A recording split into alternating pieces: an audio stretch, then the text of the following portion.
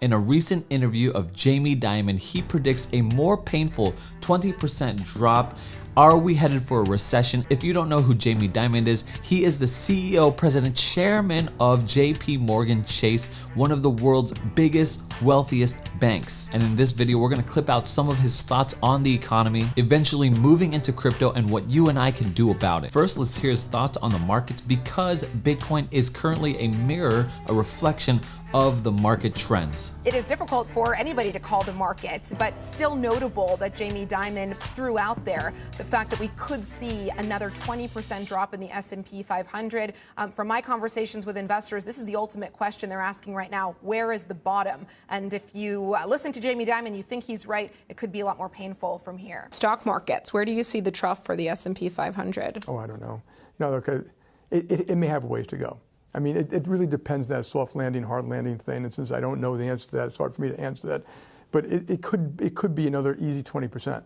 And I think like the next 20% will be much more painful than the first. Rates going up another 100 basis points are a lot more painful than the first 100 because people aren't used to it. And and I think negative rates, when all is said and done, will have been a complete failure. So what I'm clearly hearing in my cowboy ears to my lizard brain is that one of the most powerful bankers in the world is saying another painful 20% correction, another 100 basis point hike that will be painful as well, and negative rates signaling a complete failure. Okay, just spit it to me straight, Jamie. Are we going into a recession? You can't talk about the economy without talking about the stuff in the future. And this is serious stuff, okay? This is inflation, which obviously is, changing the effect of those numbers I just told you about. It's rates going up more than people expected already, and it's the war. And these are very, very serious things, which I think are likely to push the U.S. And the world. I mean, Europe is already in a recession, and they're likely to put U.S. in some kind of recession 6-9 months from now. Okay, so it seems like he's pretty convinced and pretty concerned that we are going into a recession. And that's very scary because a lot of people will be in a lot of trouble because they've over leveraged, they're in debt, they bought something that they can't afford. But there are a couple of things I wanted to know. I wanted to know, what does he see? What kind of special insight does he see? And what is it that we can do about it? And what does Jamie Dimon see that he keeps on telling us a recession is around the corner? He sees more than most, right? Because all of those credit cards and consumers and bank loans. Look, he had talked about, a hurricane a few months ago. I mean, his job, and he has said this to us many times, his job is to worry about what's coming down the pike, and he's worried about all the uncertainties. There are more uncertainties and more headwinds for global economies than there at one time than I've ever seen.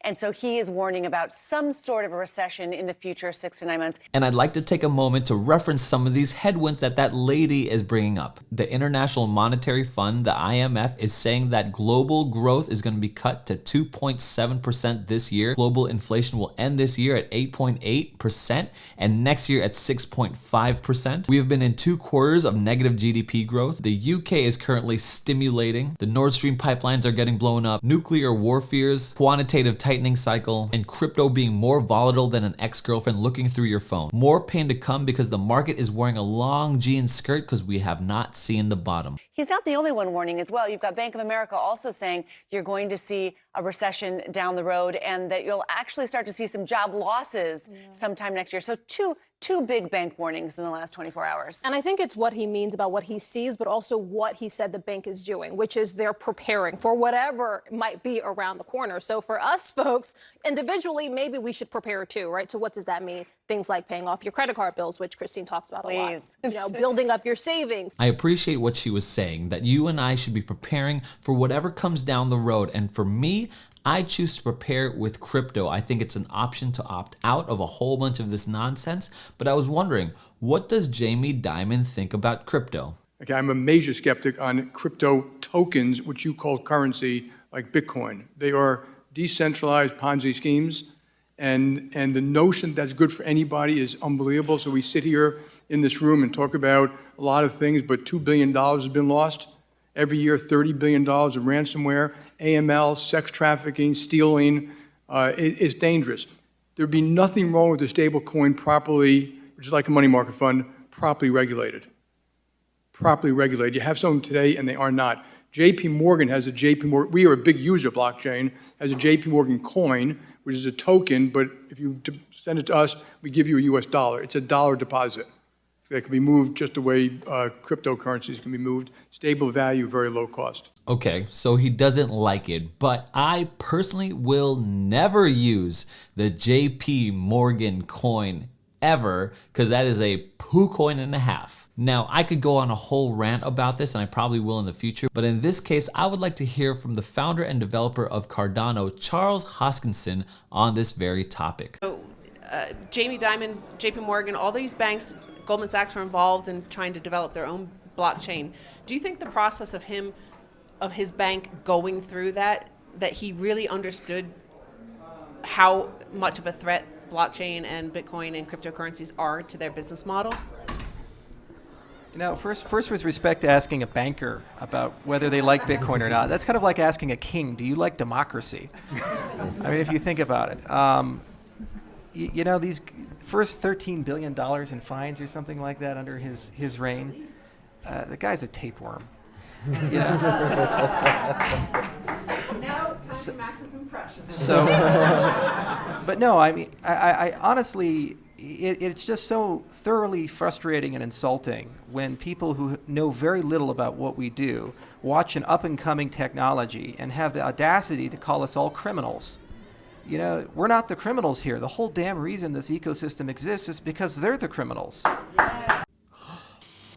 That boy Charles called that man a tapeworm. Bro, I swear, if someone called me a tapeworm, then them just fighting words. How are you gonna take being called a worm that goes up your poop hole, your poop chute, and eats all the poop up in there and spleen and all that nonsense? I don't really know what a tapeworm is. He came hard for him there, okay? Those guys are the criminals, not the developers. He might have some insight on the economy, but he has no insight on crypto. And I believe he is threatened by cryptocurrencies. Why? Well, Mr. Wonderful has the exact explanation for this. Banks make money transferring assets. It's a cost of friction in the system. It's time to get rid of that friction. And it's not important that banks be protected so that they can make fees from that friction. When you transfer the US dollar into the Swiss franc to buy Nestle on the Zurich exchange, these banks add zero value. There's no value created in ACH transfer fees.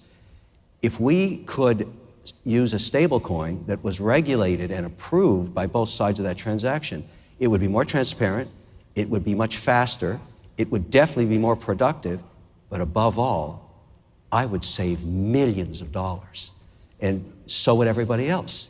I can't wait till we can do that, because that kind of innovation should be supported, and it is, and that's why we're all here.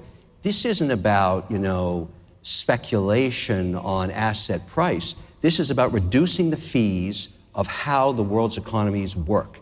More transparent, more productive, completely auditable, regulated, but less expensive. So does Jamie Dimon feel threatened? You're damn right he does. That's a big part of how he makes money.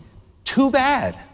That's right, too bad. Technology is evolving and it's bringing more decentralized power to the people and eroding power from the central banks and the big banks of the world. And this has happened throughout time. Cell phones put wall phones out of business, the Model T put the horse and buggy out of business, and blockchain technology, Bitcoin, and cryptocurrency is gonna put you out of business, Mr. Jamie Dimon. But I'm gonna let you have the final word on what technology really does. You know, look at tech, it always changes the world. It is the thing that changed just about everything. I'm talking about over 2,000 years.